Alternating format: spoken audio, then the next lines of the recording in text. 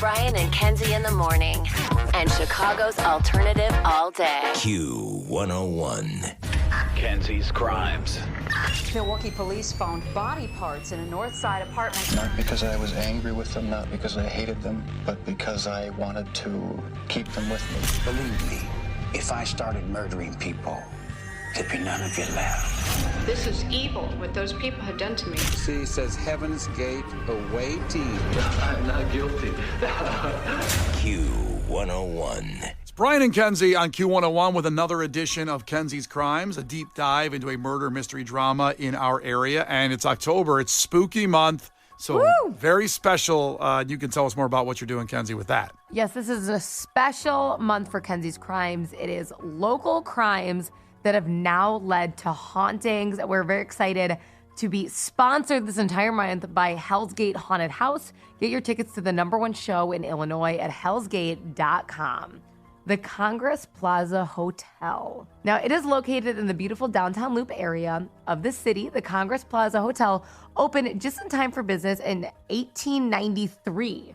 Visitors flocked to the hotel in masses in anticipation of the Chicago's World Columbian Exposition, a World's Fair celebrating the 400th anniversary of Christopher Columbus's arrival in America.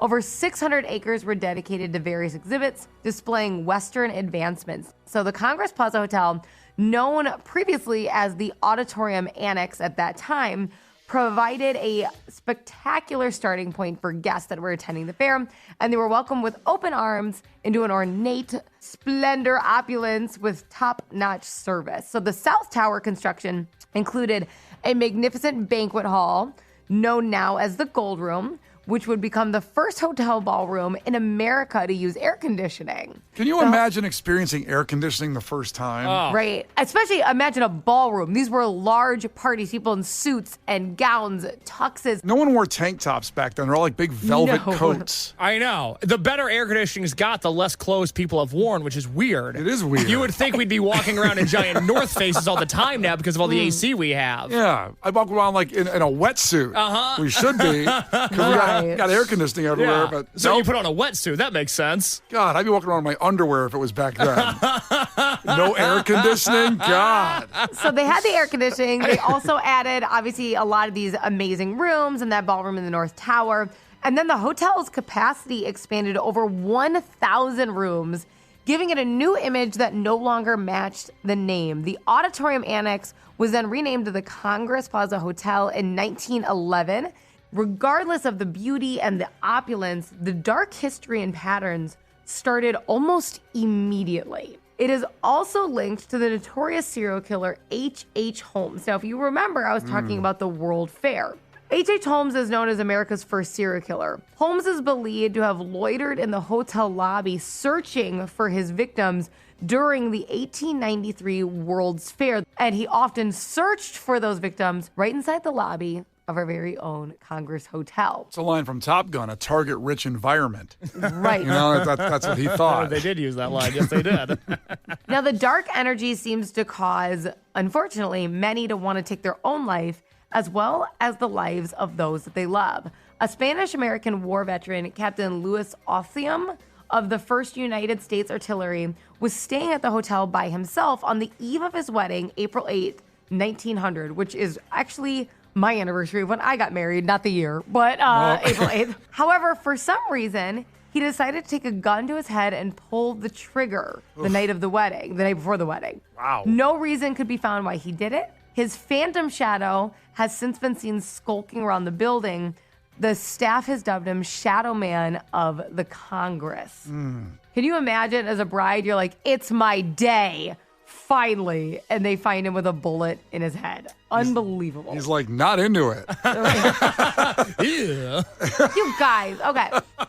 James Kennedy, a New York man who checked in alone in May 1910, went to his room, cut the dry cleaner's identification tags out of his clothes, burned his papers, and walked to the lake and shot himself. Jeez. Later that same year, an insurance salesman, Andrew Mack, called on a friend at the Congress Plaza hotel room before also walking to the lake and apparently drowning himself at the foot of Van Buren Street. Maybe this had something to do with the first experience with air conditioning. Didn't know how to react. Maybe, I don't know. There was also a salesman who threw himself down in the elevator shaft. Oh! God! I know. There was also a drifter who jumped off the roof of the North Tower, and the troubled family man who hung himself from a cupboard hook. Troubled family man, huh? Yeah.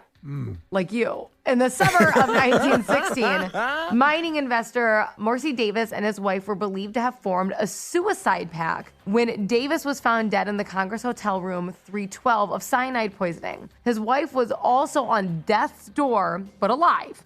She claimed they had taken the cyanide by accident, having confused it with Epsom salts. However, a few days later, staying at St. Mary's Mission House on Peoria Street, she tried to throw herself out of a third-story window and was promptly sent to the psychiatric hospital. Wow. However, nothing compares to the tragedy of the 12th floor. Everyone says the energy on this floor is consuming and damning. The still air remains trapped in a moment in time, trying to forget what happened to little Carl Langer.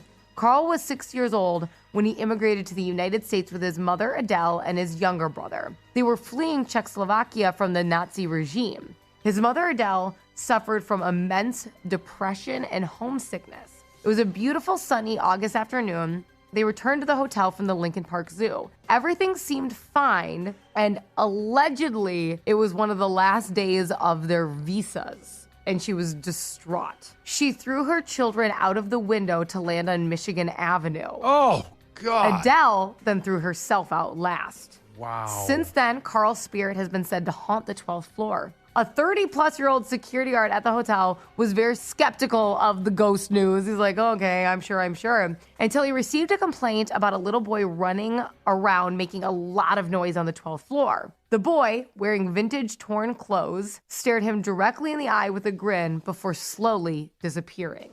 Oh. The guard also ran into Carl a few more times. On one occasion at his own home. The security guard had a book in his hand and he sat back in his big comfy reading chair. He had music playing in the background. He looked up from the pages for just a second and saw the boy standing right in front of him. And then within one blink, the boy disappeared again. Oh, I'm getting goosebumps. Now I'm gonna pause right there. All right, we come back in 3 minutes. The haunted edition of Kenzie's Crimes, the conclusion from Brian and Kenzie on Q101. Brian and Kenzie. On Q101. It's Brian and Kenzie on Q101 with the conclusion of Kenzie's Crimes and talking about the Congress Hotel and the haunting. The Congress Plaza Hotel has a really dark history from its opening in the 1800s when H.H. Holmes would look for victims in the hotel lobby. Now, horrible accidents, or maybe even an evil presence, you can decide, has also created devastating losses inside the Congress Plaza Hotel. In 1904, an elevator operator at the then Auditorium Annex, the previous name, fell 70 feet to the subfloor, dying on impact. In July of 1926, a Galesburg woman, Mrs. Harriet Harrison, staying at the Congress with her husband before a planned European excursion, took a wrong step and plunged 6 stories down an elevator shaft at the hotel basement. Oof. People have taken their own lives, accidents have occurred, but so have full-blown murders. In August of 1950, a guest shot a Congress employee and then himself when the staff member came into the guest room to collect on a $104 hotel bill for the jobless and distraught boarder.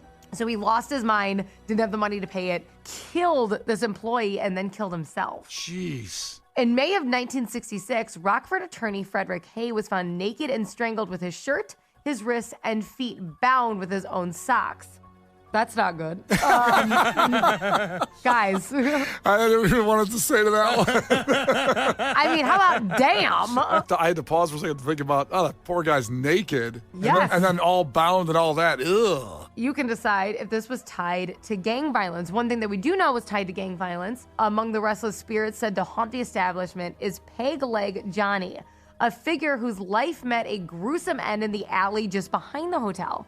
To this day, the identities of both Peg Leg Johnny and his assailants remain a mystery, leaving his murder unsolved. However, it is believed he was beaten to death by the gang members. Many have commented the Congress Plaza was considered Al Capone's headquarters. For years, Al Capone played cards every Friday night in a meeting room overlooking Grant Park. And Jake Greasy Thumb Gusick phoned Capone in Palm Island, Florida, from a phone in the Congress Plaza before and after the St. Valentine's Day Massacre, the murder of 7 members associated with Chicago's North Side Gang on St. Valentine's Day in 1929. And the phone calls directly link Al Capone to it. Al Capone's suite was on the 8th floor. Many has felt his presence there, as well as the heaviness of the countless lives that were taken by the mob inside and again outside the walls of the Congress Plaza Hotel. Horrific accidents, suicide, cold-blooded murders, serial killers roaming the hallways searching for victims,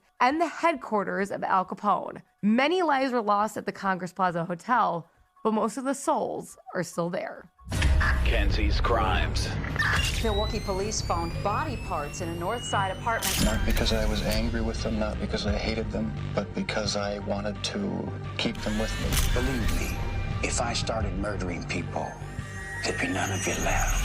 This is evil, what those people have done to me. C says Heaven's Gate away team. I'm not guilty. Q101.